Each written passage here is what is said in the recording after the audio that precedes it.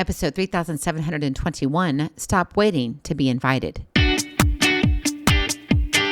Moms, it's time to rediscover, rejuvenate, and renew who you are in mind, body, and spirit. Welcome to Create Your Now, Your Best Selfie, the show to help you do just that. Here's your host, certified life coach, personal trainer, and nutritionist, Kristianne Wargo. Happy day. I hope you're having a fabulous weekend. Maybe you're enjoying a good movie. I don't know, are some out? You've got Roland Garros tennis. I mean, come on. How can you not watch that? Djokovic got beat. And on top of that, you've got the Stanley Cup. Did you watch game 2? Okay, with all of that, you've got relationship builders too. Today, stop waiting to be invited. For those of you who are brand new to Create Your Now, welcome to this incredible family. I'm so delighted of your presence. If you already had the opportunity, you'll want to head on over to createyournow.com where you can learn more and sign up for the Kisses newsletter, the Keep It Simple strategy, everyday solutions to live, love, and impact. Well, this episode is brought to you by AIM, inspiring connection and community. Have you ever received an invitation? Seriously, that's an honest question. Maybe it was to a wedding and you're like, oh, finally, they did it. They're going to get married. Or maybe it was like, oh, this is never going to work, right? You've got those kind of reactions to the invitation. What about to a birthday party or to a Christmas party for your work? Whatever it is, maybe it's something at church. I think about marriage and how we interact. And it's fun when we first start because we're always being invited to. Do you want to go on a date? It's an invitation. But after we say I do, after we tie the knot and the honeymoon is over, it's like, where are all my invitations? Nobody's invited me to go anywhere. My friend, marriage is a two-way street, and it requires the involvement of both individuals, you and your spouse, to achieve a strong marriage. However, if you want that strong foundation so bad, you got to stop waiting to be invited. In marriage, it takes 1 to start and 2 to finish. And when you think about that, you're like, okay, so what are you telling me, Kristianne? I just have a party by myself? I'm not saying that. Even though sometimes I would kind of like to have a party by myself because, I don't have to worry about anybody showing up. It's just me, and I get to have what I want when I want it. You can have your own music, the food you like, everything. And you don't have to worry about anybody else. But in marriage, there's 2 people, right? So it's important that we remember that. And in remembering that, though, it's not about waiting for somebody else to make the move. Maybe when you were dating, you were waiting for that handsome, young, strong individual that's like, ba-boom, ba-boom, ba-boom. Your heart's taken away. Your mouth drops all the time when he walks by, and the smell of him and his hair, it's like, oh. Okay, I'm trying to take you back a little bit. I don't know how it was for you, but think back. You were invited to become a part of his everyday, right? You did the same to him. You invited him in to your everyday. And with that, then you started taking steps together. But then all of a sudden we get married and it's like, well, you go do your career. I'll go do over here. And somehow we'll just kind of do this balancing act in between with kids and dogs and a house and bills and all these responsibilities and things that we're supposed to do in the community. And there's just so much stuff.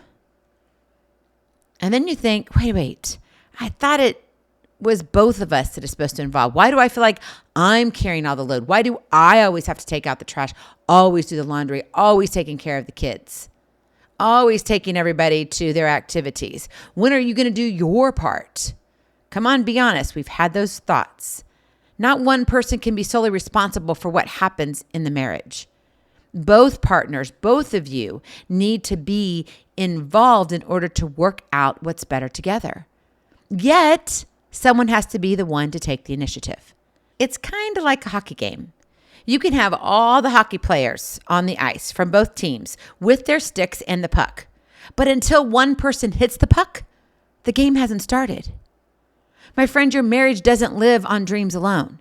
The house with a white picket fence, 2 kids, and a handsome husband feels great in your fantasy world. But in reality, it takes action to move mountains for your marriage. You've got to take aim. That is your Kiss to Keep It Simple strategy. Take aim. Action ignites motivation. It keeps the spark burning. When you realize that actions speak louder than words, you can shift your marriage overnight. And I truly mean that. Now, if you're carrying a lot of baggage, you're going to have to take out the trash a little bit before it gets to be like super simple. And certainly it's going to require consistency in your actions, honesty plus forgiveness. And eventually it's going to take the two of you to get to where you want to be. But you've got to take proactive steps. You've got to say at some point, I am going to be in this marriage. I want a stronger foundation. Yes, it was an I do to we do, but it still takes one to start. And then the two of you can finish it. So where are you in your marriage today? Are you one who says, gosh, we're on the same page. It's really great. Fabulous. I want to tell you right now and fast forward to the end. And I would encourage you to listen to this because it might spark other thoughts. But in all honesty, if you are at a really good place in your marriage, don't take it for granted. It's so easy to do. And then all of a sudden, a season comes and you did not expect it. It's a tornado. And you're like, wait, what? And that tornado is not just one, but it's 5. And they're about 5 miles wide each. And you just feel like literally the breath and your blood has been taken from you because you didn't expect it. A lot of stuff that happens in our marriage is because we're not proactive. We're reactive. We get too comfortable. If you're not growing as a couple every single day, you're not thriving in a marriage. You're surviving in a marriage. And here, I want you to thrive. I want you to be on fire for each other. I want you to have a heart that just is just like blazing in glory for your spouse. It says, yes, I love you with all my soul. Yeah, you're not perfect. You've got quirks, and so do I. I mean, I could sit here and tell you stories about my husband. He could do the same about me. And a lot of them would include laughter, maybe a few tears. But you see, in our almost 35 and a half years together, 32 years married this year, this August, the thing is that we've been committed to each other, and we make that commitment on a daily basis. And when we started our life together as we were dating and then we moved into marriage, it was a little bit of a honeymoon. Some people say the honeymoon is a year, 2 years, up to 5 years. We had a little bit of a rocky start. Then we had a baby. Then he had to build his career and still go on to school and extend his time getting all of his stuff done. I supported that. I thought I was going to do that, but we found out that I was pregnant with our first. And I said, we can't do this. We both can't be in school. We don't have family. My family's not nearby. They were in Belgium at the time. That's a bit of a commute. I'm just saying. And it wouldn't work. So I dropped off on my career and my dreams. And I said, you're going to follow yours and I'm going to support that. I'll support you in that. I'll work. I'll take care of that. Somehow we will live harmoniously together. There will be this balance. And there was for a while. But then some things happened and all of a sudden he was like, nope, I've fallen out of love. Then our tornado struck. But God worked a miracle too. And that's what's on the other side. But during that time, and even now, when I look at how long it's been, and it's been over a decade, I'm telling you right now, we're more in love today than we were even when we said I do. And you know what? He was pretty cute back then. Big glasses and all. Yeah, we'll leave those pictures for another day. But seriously, where are you in your marriage? What does it look like right now? How do you feel about the person you're sleeping with? Or are you even sleeping together? Seriously, that's a real question. And if it's because, I can't sleep in there because I don't get any sleep because they snore, okay, that too is for another episode. We've got a lot of other episodes to write, don't we? And you wonder why we're here daily. That's why. There's a lot that happens in life. But there's a lot of things we miss in marriage because we're worried about life. And we forget that we said we want to do life together with the person we're sleeping with, yet we leave them behind. So at some point you have to say, okay, I'm ready. I'm ready to be proactive. It's time for me to take aim. What does that look like in real life to be proactive in your marriage? To create that motivation within you that comes from action. Number 1, speak with actions. Open and honest communication is the cornerstone of any successful relationship. We think of speaking is our words, our sentences, our paragraphs. But speaking and communication also comes by way of our actions. What are you doing to show your spouse that you care? I'm not talking about what you buy them. I'm not talking about necessarily cooking dinner for them or making a great lunch, even though that's great, especially, for the men. You fill their tummy up, that's a good thing. That goes way back. I remember when my great-grandparents were talking about that. I'm like, oh, no, it doesn't. And then I get married. Oh, yes, it does. So instead of waiting for the other person to initiate the conversations, take the lead in discussing your feelings. Take the lead in saying, this is what's happening. Share your thoughts. Share your concerns.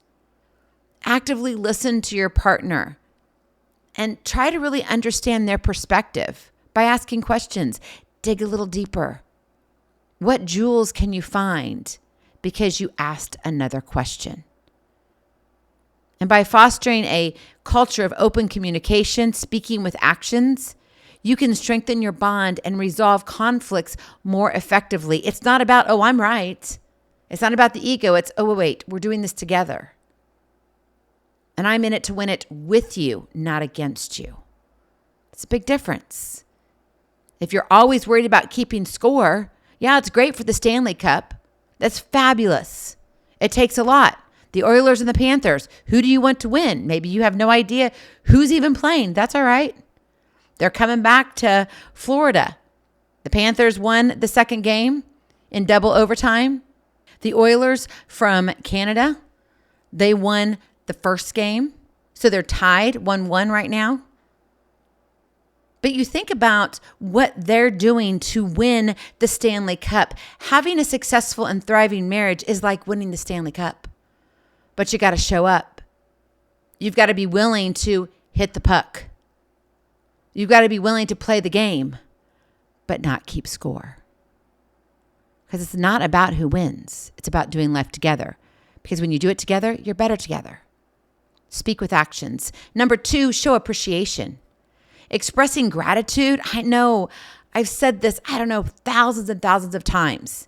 But you see, when you show appreciation, you put yourself for a moment in that moment on the back burner, and you see your spouse, your sweetheart for who they are right there in that moment. And their heart lights up. It's like that blaze of fire. Yeah, in their heart, it gets hotter. And they're like, whoa, and it draws them in. So when you express that appreciation for your spouse's efforts, it can go a long way in reinforcing your connection. It's magnetic. You want a love that's magnetic, that draws you closer, not that repels you. Don't wait for those special occasions to show your love. Small gestures of kindness and acknowledgement can make a significant impact on your marriage. So take the initiative and celebrate your spouse's achievements and support them through the challenges, the stuff that doesn't work too. Say, you know what, babe? I know you're down and out, but you're going to get another opportunity. Maybe this one just wasn't for you. It's hard to fail. But let me tell you, it's a lot easier when your spouse is by your side. You know why? Because you lessen the fall. You're there to cushion it. Because you're saying, you still got this. You got what it takes. I believe in you. And by showing that appreciation, it demonstrates your commitment to your spouse and the care that you have for them. And then finally, number 3, spend quality time together. This is something we take for granted. We really do in this world, especially because of technology. We think, oh, I can just send a text. Sending a text and having 100 conversations in a day via text is not the same thing as spending quality time together.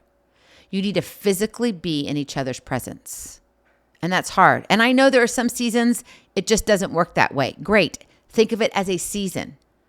But you have to treat that season specially. And you have to think, okay, what can I do in this season to make it extra special when we are together. Building shared experiences is essential for strengthening your relationship. So instead of waiting for the perfect moment to spend time together, oh, it's got to be an anniversary, or oh, it's got to be a birthday, oh, it's got to be whatever it is, prioritize quality moments in your daily life. When are you going to give that hug every single day? When do you give them that sweet peck on the cheek? Yes, you can do it on the lips too, but there's something sweet about just a little peck on the cheek or on the forehead.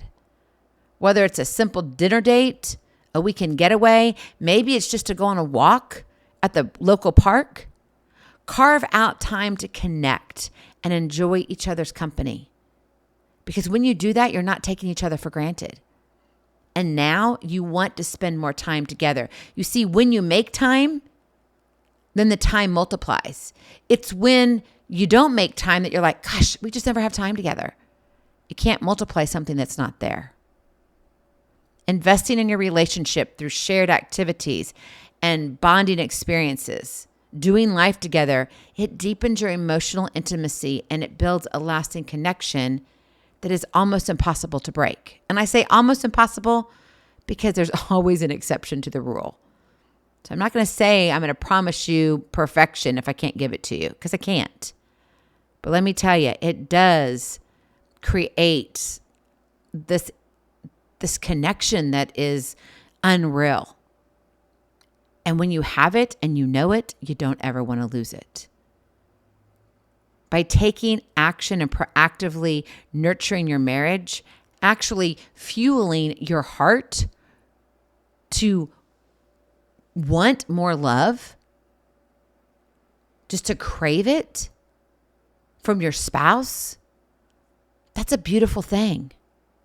And when you do that, when you have that craving for each other, you create a sustainable partnership and a foundation where, you know what, even a little crack won't take it down.